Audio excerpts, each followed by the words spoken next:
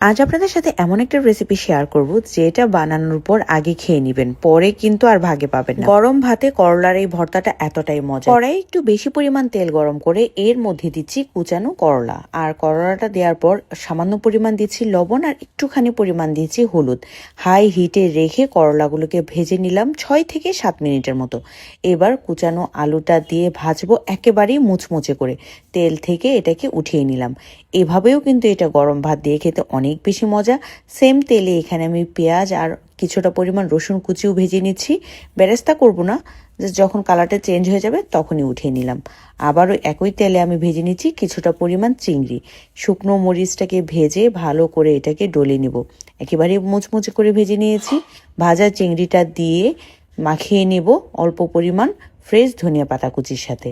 এবার সব কিছু একত্রে ভালো করে মিশিয়ে নেব। বিশ্বাস করবেন না, এটা যে কি পরিমাণ মজা হয় গরম ভাত দিয়ে খেতে। আপনি বানানোর পরেই কিন্তু খালি খালি অনেকটা খাওয়া হয়ে যাবে। একবার হলেও ট্রাই করে দেখতে ভুলবেন না।